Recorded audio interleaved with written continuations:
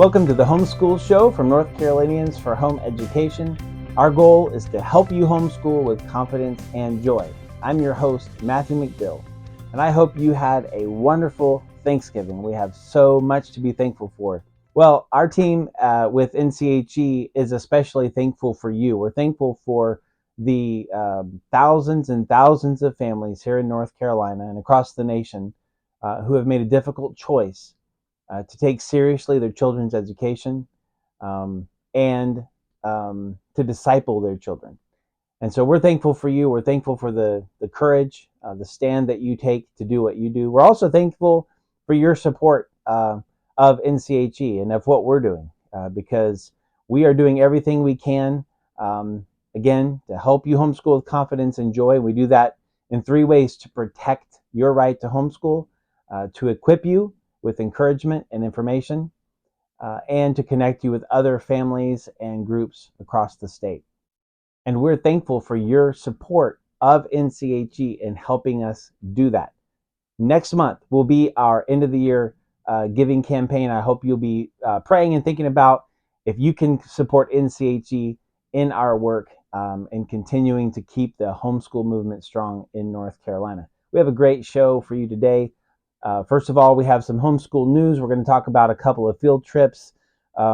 We've got the Swan Lake Ballet. We're going to give you some graduation information, and we're going to announce the featured speakers of the 2024 Homeschool Conference. So you'll want to check that out.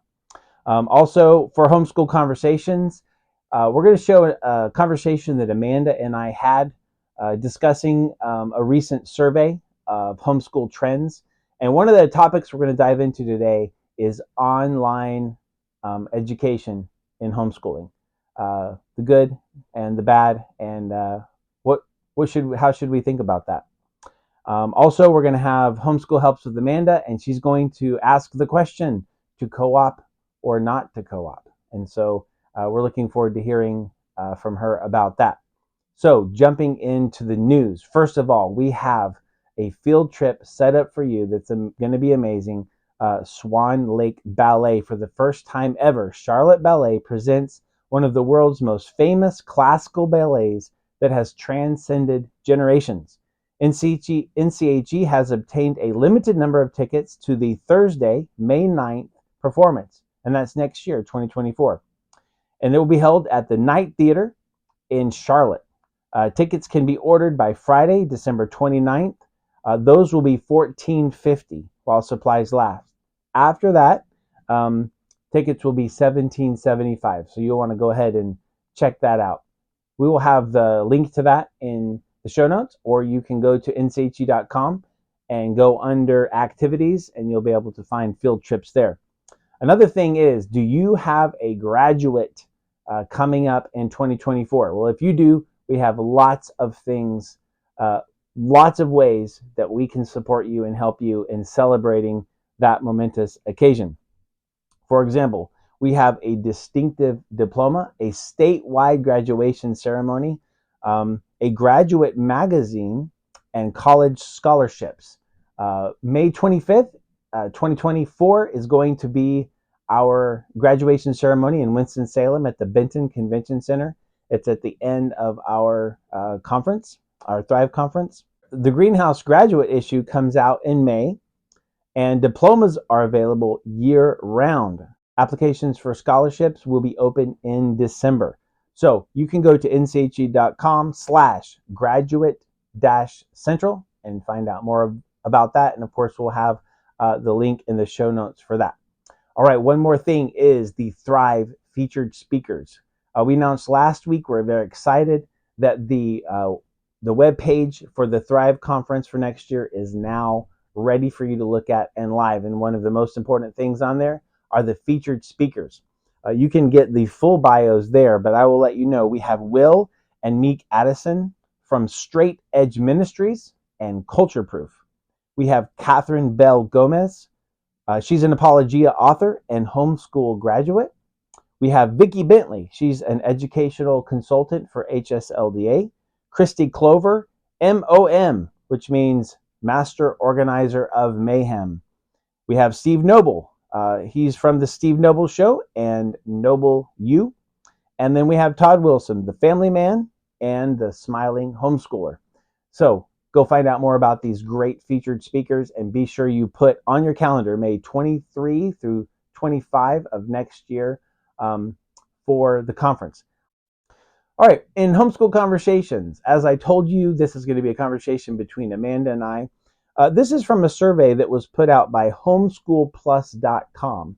And we discuss some of the varying trends, but mainly this time we talk about online education and how does it fit into homeschooling. So let's check that out.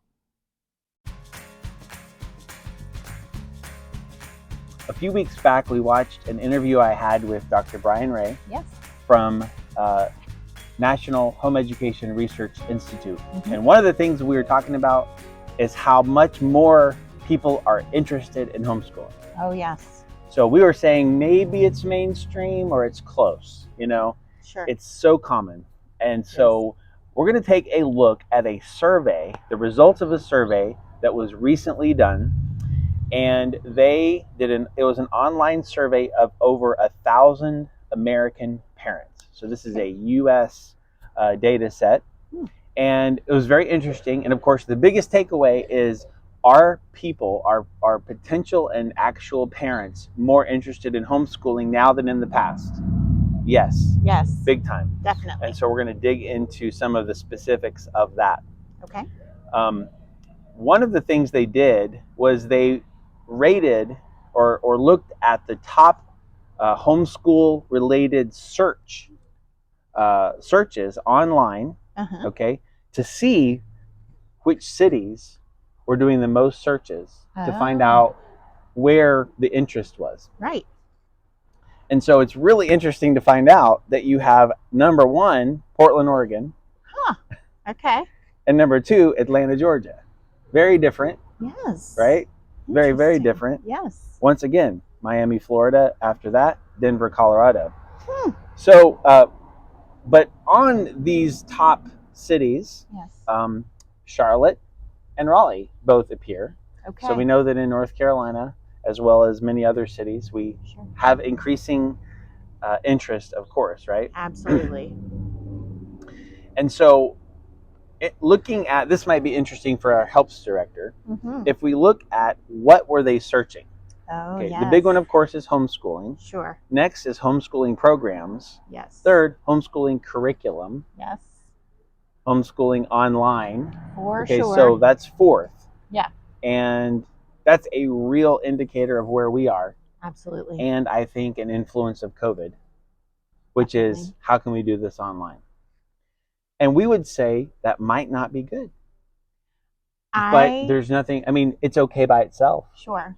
But what if that's like the only thing? What do you think?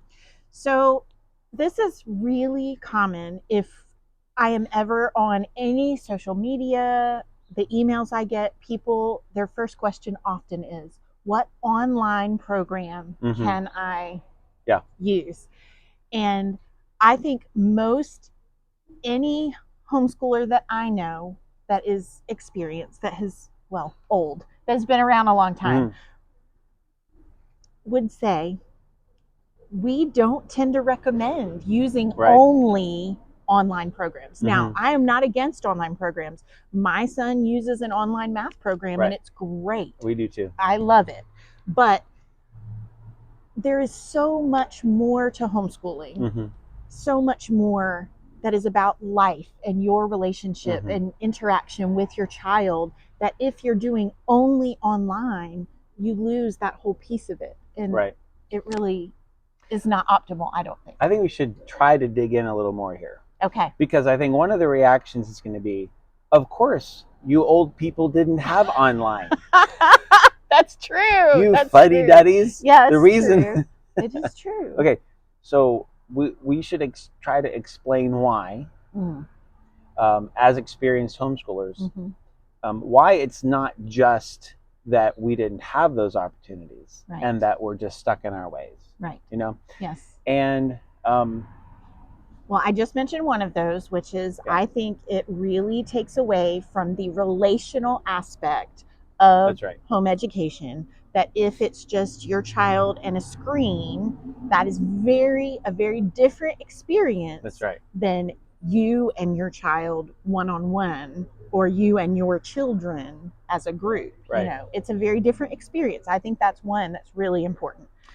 Can I go with that sorry, for a go minute? ahead. Yeah. And that is, recently on Homeschool Helps and Wisdom from the Word, we both discussed the importance of relationship. Yes. Huge. And that our goal in homeschooling isn't just knowledge. That's right. Okay. We want to disciple our kids. We want to know them. We want to have a relationship with them. Absolutely. So you are taking away a beautiful opportunity to have that conversation, to read something together, to discuss content, Sure. or to just have that relationship when everything's on the screen. Absolutely. Another concern that I have as a parent of a 14-year-old child who has grown up with technology. I mean, he could use my iPhone better than I could as a toddler. It's true. He's an iPhone baby. It's true. And he and his generation in particular is so immersed in technology all the time anyway, that my concern is it good? Is it healthy even to add to that? To when they're already so immersed in technology, is it healthy to have everything now is on a screen? Right. Is that even healthy or optimal? That's right. That's my concern. And again, we use technology. I appreciate it. I love it. But is that an optimal way? Is it the most healthy way for the child to learn all the time in our technology-driven society? That's right. I'm not sure.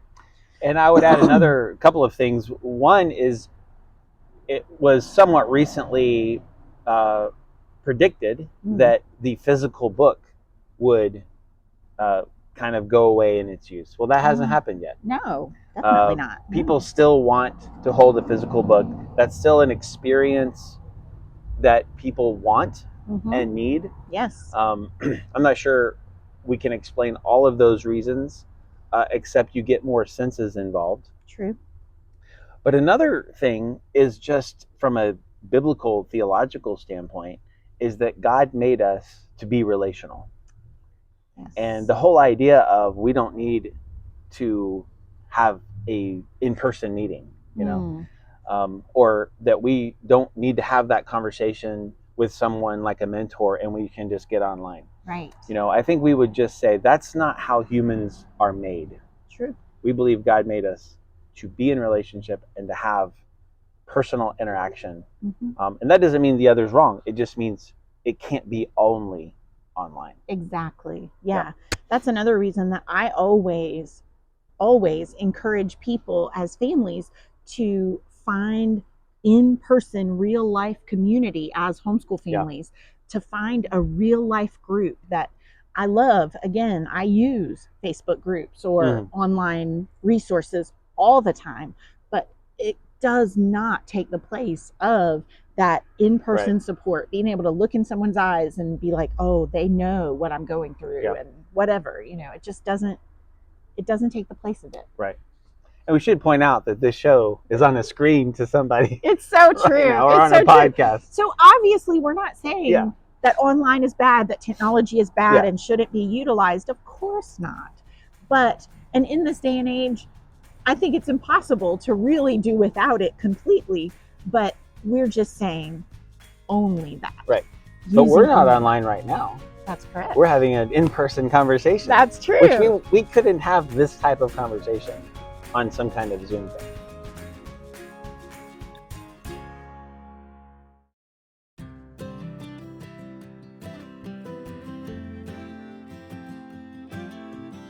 Welcome to Homeschool Helps with Amanda.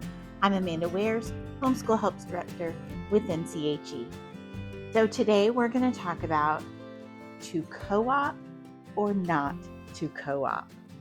Now, first of all, we want to start and define what I mean by co-op, because I see that word not really an actual word, but whatever, that abbreviation used in lots of different ways. So one person may say, I want to join a co op, when what they really mean is they want to join a homeschool group or a social group.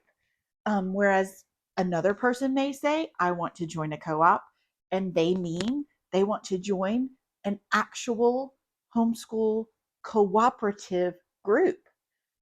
Someone else may say, I want to join a co op, and they may mean they want their child to go to a class with a teacher that they pay. So, what in the world is a co op, first off? So, traditionally, co-op is short for cooperative, and it would be a group of homeschool families that get together and cooperatively homeschool. So usually this would involve each of the parents teaching something maybe that they're passionate about or that they have experience with or that they just want to teach. And the other kids join together to do whatever that class is. A lot of times, it might be math or science because those are a little harder to do, especially science lab is harder to do on your own at home. And it's just more fun in a group, I think. Um, it's also one of those subjects that if you, as the homeschool parent, I'm raising my hand here, are not passionate about a certain topic or subject, then a lot of times your student may benefit from learning about that from someone who is passionate about it. So that would be a traditional co op. Um, Oftentimes, there is little to no money involved. It might be just paying for supplies or something like that. It really is just a cooperative group of families that join together to learn something. Um, the first one I mentioned, when someone says, I want to join a co op, but what they really mean is a homeschool group, this would be traditionally what would have been called a homeschool support group. Um, I am changing my own phraseology these days to be more clear and say these groups really are homeschool social groups, where families join together to go on field trips, to do park days, to have beginning of the year ice cream socials or end of the year celebrations or field day or any of those social or educational fun, all those things, all those activities and get togethers that would be involved in maybe a school year. That is that is a traditional homeschool support group or homeschool social group. Um, Typically, I would not call that a co op, but I have heard people use it that way. So the last thing is a co op, by which people mean I take my children somewhere and pay someone to teach them a subject. This is, in my experience, the most common these days use of the word co op. And if you hear someone talking about a co op, that's probably what they're talking about. So, now to co op or not to co op. In the case of the homeschool social group, I say 100% yes. It is so important for you as a homeschool family to find your people, to get involved with other families, to have that social outlet. That's always the question people ask. What about socialization? Well, this is one way to find some socialization. In the case of the traditional co op, cooperative situation, maybe. If you are in a place where you find that you can benefit, if it's really a community for you and your family. I was talking to a mom just this past week that is co-oping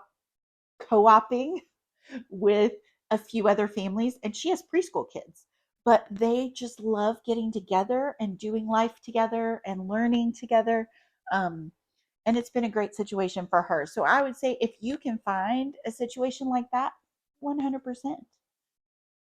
The thing I want to caution you about is don't feel the pressure to, oh, I have to put my children in these classes and pay sometimes sometimes thousands of dollars for classes for other people to teach. Well, is it really necessary? Is it even optimal? Not always. Now, I will say, I will raise my hand and say that I have outsourced happily several times with each of my children. I have outsourced writing instruction because I love to write, but I hate to teach it. I have outsourced that and happily paid somebody to teach my children writing. I have outsourced science because, like I said, I think that's more fun in a group, especially science labs. I've done that now, not for elementary school, not even for middle school, but for high school. It's been a good situation for me to do that. But again, would I say it's necessary? No, it's not. Is it possible to homeschool successfully and not utilize outside classes like that? 100%. So, again, to co-op or not to co-op. One, if you're looking for a social outlet, if you're looking for a community, yes, be a part of the community. I encourage you to do that.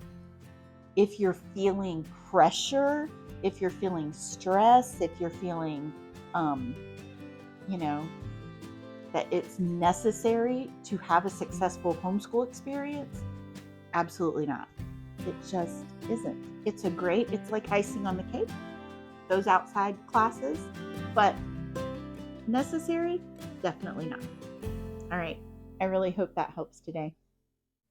All right, we are so glad that you joined us again this week, and we'd love to hear from you. You can email us at thehomeschoolshow@ncag.com. And as usual, we'd love for you to share this show with your family and friends or online. And until next week, continue to homeschool with confidence and joy.